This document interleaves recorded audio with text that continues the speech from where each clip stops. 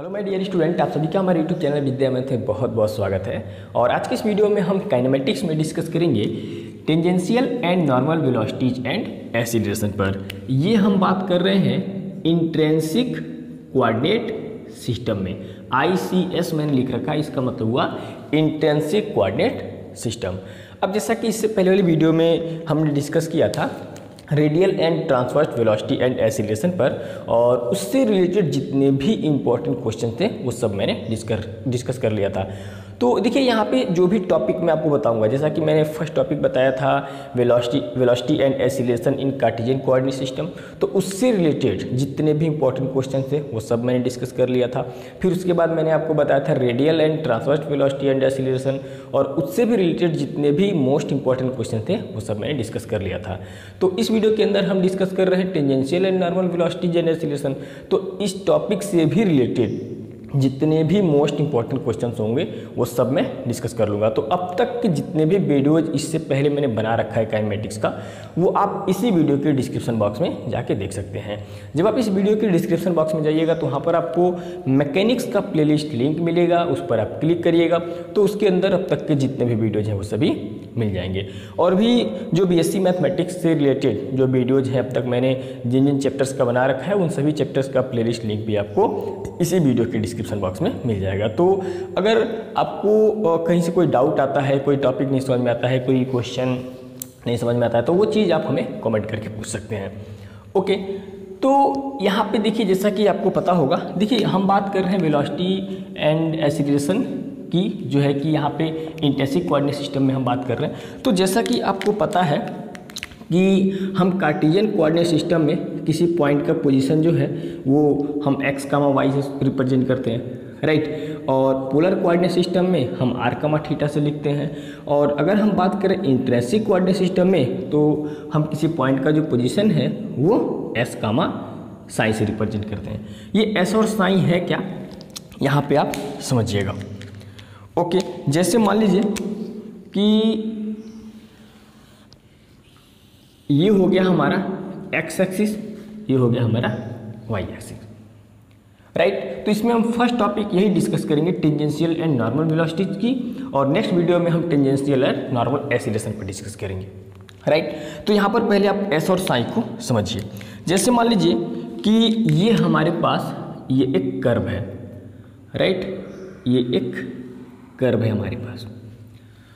Okay, और इस curve पर मैंने ये ले लिया एक फिक्स्ड पॉइंट A जिसे मैं बोल रहा हूँ, और कोई पार्टिकल है जो इस कर्व के अलोंग मूव कर रहा है, राइट। तो किसी टाइम t पर जो पार्टिकल का पोजीशन था वो मान लीजिए यहाँ पे था, राइट।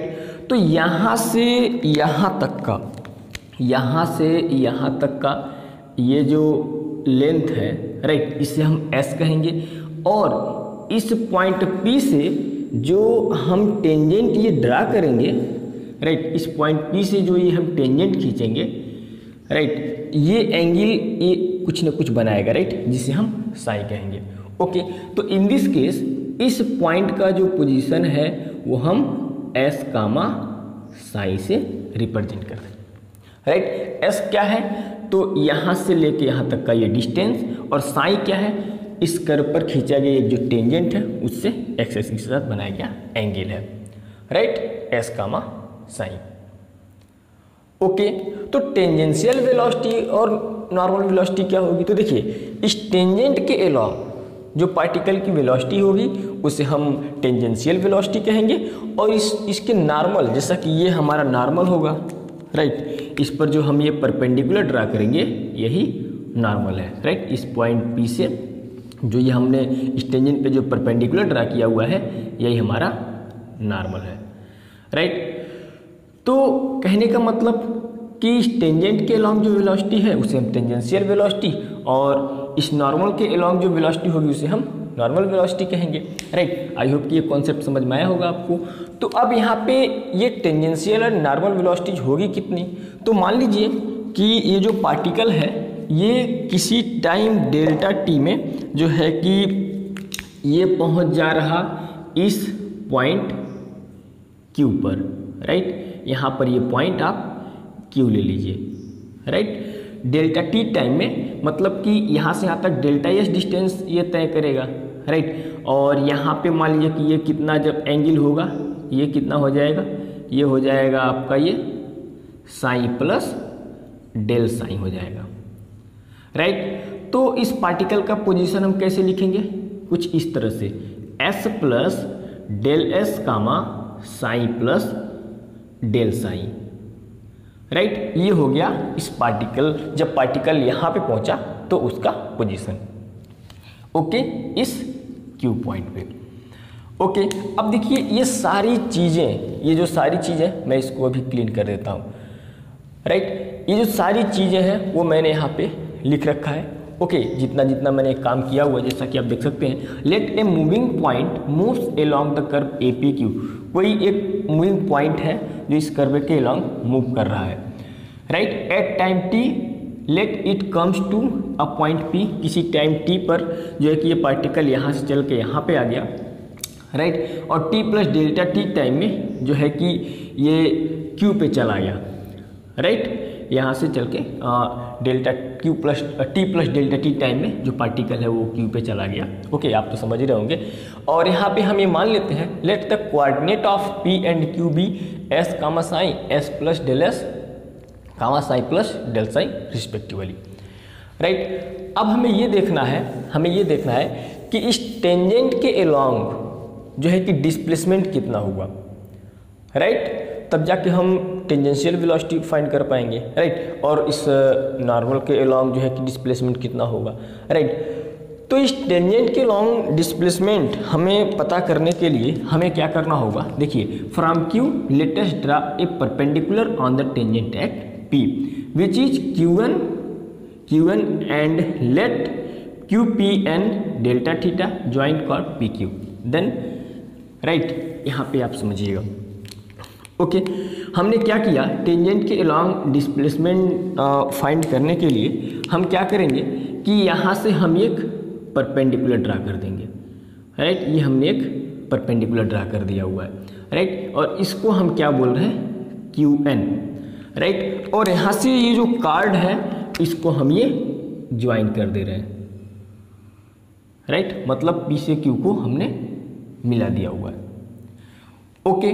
तो ये हो गया हमारा डिस्प्लेसमेंट, देखिए ये हो गया हमारा टेंजेंट के अलोंग डिस्प्लेसमेंट, राइट। ये पी एस कामा साइन है, ये हो गया हमारा डिस्प्लेसमेंट, राइट। टेंजेंट के अलोंग डिस्प्लेसमेंट।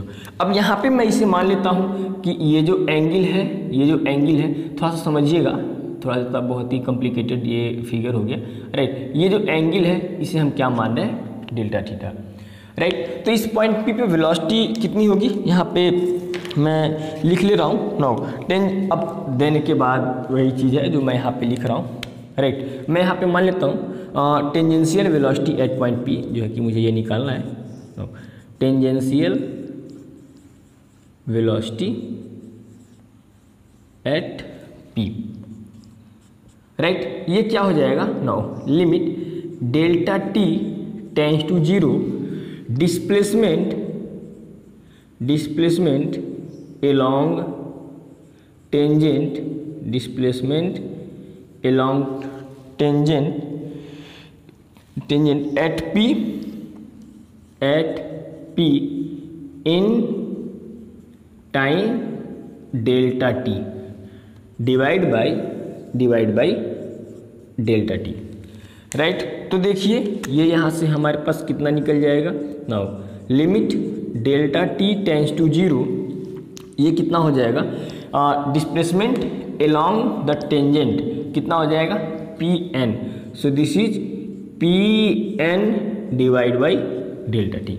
अब एक्चुअली पी एन हमें नहीं पता है, तो ये चीज़ हमें कैसे पता करना पड़ेगा, यहाँ पे सही तरीके से दिखाई दे रहा है ना, कहीं ज़्यादा चमक तो नहीं आ रहा है, थोड़ा सा मैं और जो है कि ब्राइटनेस जो है कि मैं कम कर दे रहा हूँ, ओके। हाँ, हो सकता है आपको थोड़ा दिख रहा हो, राइट। अब मुझे यहाँ पे पी एन निकालना है, तो अब मैं इस ट्रायंगल को जो है कि मैं बाहर निकाल रहा हूँ, राइट। एक एक कॉन्सेप्ट जो है आप ध्यान से समझिएगा, राइट। हल्का सा मैं फिगर मैं यहाँ पे बाहर निकाल रहा हूँ। ये हो गया हमारा डेल्टा थीटा एंगल जो मैंने इसे मान रखा है, ये हो गया हमारा पी, ये हो गया एन और ये हो गया क्यू, राइट। तो मुझे पी एन चाहिए, तो मैं कास मैं लगा दूँ यहाँ पे, cos delta theta equal to हमारे पास कितना आ जाएगा, cos delta theta equal to base by hypotenuse, यानी P N by P Q हो जाएगा, राइट। तो इधर मैं भेज दूंगा तो पी क्यू, और एक्चुअली पी क्यू क्या है, हमारा कार्ड है। तो इस बात को मैं कुछ ऐसे लिख सकता हूँ, जरा ध्यान दीजिएगा, ये हो जाएगा limit delta T tends to 0, ये हो जाएगा हमारा chord P Q cos delta theta divide by delta T, right. Okay, नीचे दिख रहा, ठीक है, ये लाइन चल जाएगा, राइट। अब मैं यहाँ पे लिख रहा हूँ, देखिए थोड़ा सा जगह कम है, तो आप प्रयास ये करिएगा, थोड़ा एक एक स्टेप को आप समझिएगा। मैं एक काम कर रहा हूँ कि मैं ऊपर वाला पार्ट को ही क्लीन कर दे रहा हूँ, राइट। इसे मैं क्लीन कर देता हूँ, ओके, इसे भी मैं क्लीन कर देता हूँ, क्योंकि मैं इस डायग्राम को मैं अगर क्लीन कर दूँगा तो फिर आगे समझाना मुझे दिक्कत होगा। अब देखिए यहाँ पे क्या हो जाएगा, अब ये जो card P Q cos delta theta आया है, तो थोड़ा सा मैं यहाँ पे एक काम और कर रहा हूँ कि मैं इसको कुछ इस तरीके से अरेंज कर रहा हूँ, limit delta T tends to 0, और यहाँ पे जो है कि मैं क्या कर रहा हूँ कि इसे मैं कुछ ऐसे लिख देता हूँ, chord P Q divide by arc P Q, right, ऐसा मैं कर सकता हूँ। और यहाँ पे कितना हो जाएगा, ये हो जाएगा हमारा arc P Q divide by, देखिए यहाँ पे कितना हो जाएगा, arc P Q cos delta theta divide by delta T, right. ऐसे मैं यहाँ पे लिख सकता हूँ, राइट। इसको मैं क्लीन कर दे रहा हूँ। अब यहाँ पे आप ज़रा ध्यान से समझिएगा, कुछ बेसिक बातें ध्यान से समझिएगा। अब जैसा कि होगा क्या कि यहाँ पे limit delta T tends to 0 है, यानी ये जो इस डेल्टा टी टाइम में यहाँ से यहाँ तक गया, राइट, और यहाँ से यहाँ तक जाने में T plus delta T time लगा। तो अगर मैं इस delta T tend to delta जो टाइम है इंटरवल है, इसको अगर मैं और छोटा करूँ, इसका मतलब ये क्यू पॉइंट धीरे धीरे एकदम यहाँ पे आएगा, मतलब बहुत ही नियर अबाउट होगा, पी के बहुत ही नियर अबाउट होगा। सो इन दिस केस क्या होगा कि आप खुद देख सकते हैं, ये कार्ड है, राइट, और ये आर्क है, राइट। तो यहाँ से क्या होगा कि card P Q by arc P Q का ये जो रेशियो होगा इन दिस केस क्या होगा, 1 होगा, राइट, मतलब कि इसकी वैल्यू 1 के बराबर हो जाएगी, राइट। तो यहाँ से कितना आ गया, limit delta T tends to 0, ये हो गया 1। तो ये हमारे पास क्या बचा, आर्क पी क्यू है, तो पी क्यू यहाँ से यहाँ तक ये डेल एस डिस्टेंस है, राइट। सो मैं इसको लिख लेता हूँ del S, right, by delta T into cos delta theta. अब यहाँ पे एक और बात जो है कि ध्यान देने वाली है, जैसा कि मैंने कहा, अगर ये Q जो है, ये जो Q है इन दिस केस अगर ये टेंड्स टू P हो, राइट, अगर ये Q टेंड्स टू ये Q है, राइट, अगर ये टेंड्स टू P हो, इन दिस केस ये जो एंगल होगा, राइट, धीरे धीरे घटता जाएगा, क्योंकि जब यहाँ पे आएगा तो ये और मतलब ये जो बीच का एंगल है वो धीरे धीरे घटता जाएगा। In this case delta theta tends to 0 होगा, राइट, और delta theta tends to 0। So in this case आप ये कह सकते हैं कि काश डेल्टा थीटा की वैल्यू 1 होगी, राइट। तो ये हो गया हमारा 1। तो हमारे पास जो है कि ये कितना निकल के आ गया, यहाँ पे आप देख सकते हैं, ये आ गया limit delta T tends to 0 del S by delta T, और यहाँ पे इसको हम क्या लिख सकते हैं, इसको हम लिख सकते हैं D S by D T, right, इसको हम क्या लिख सकते हैं, D S by D T. Okay, तो यहाँ से आपको क्या पता चला, यहाँ से आपको ये पता चला, इस सारी बातों को जो है ना साइड में जो मैंने लिख रखा है इसको आप जरूर लिख लीजिएगा, राइट। तो यहाँ से आपको ये पता चला कि जो टेंजेंशियल वेलोसिटी होगी एट पॉइंट पी पर वो कितना होगा, ds/dt होगा।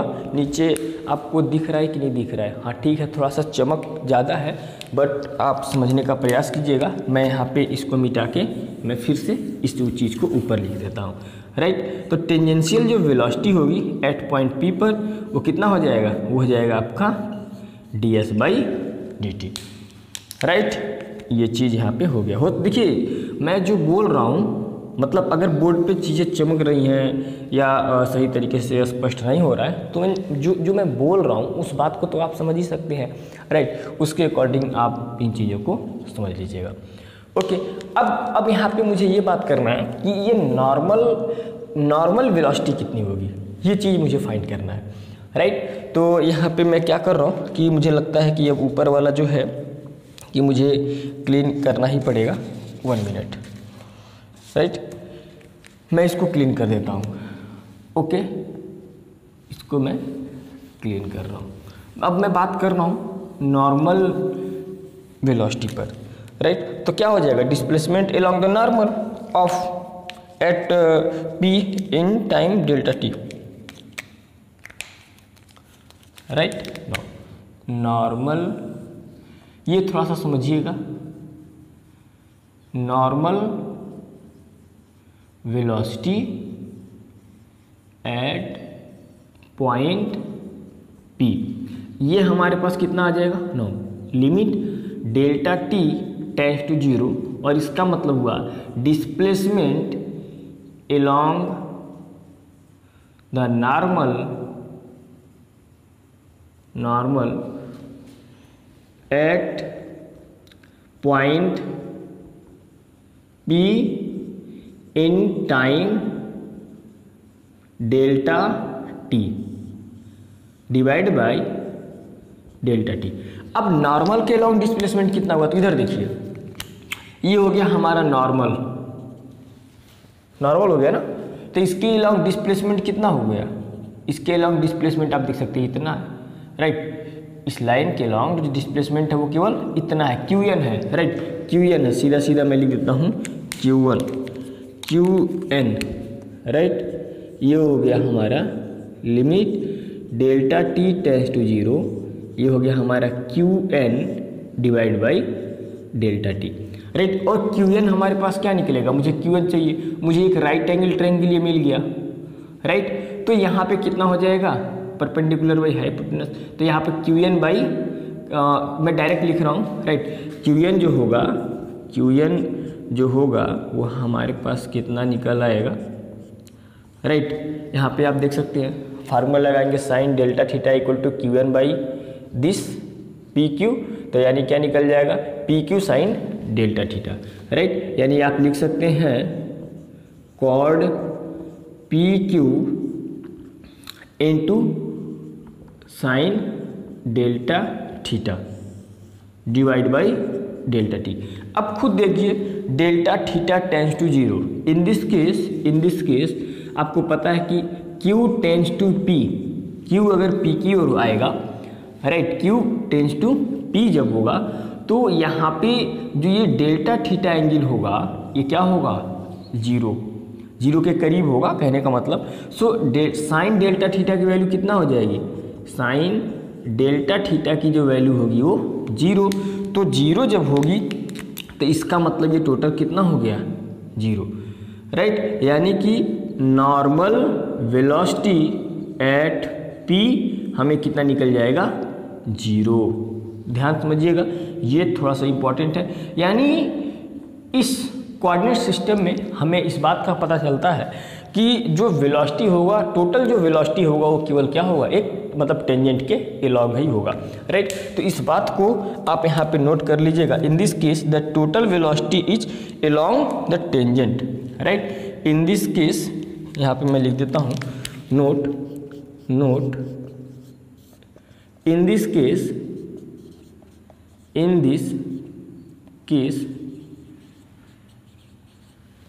the total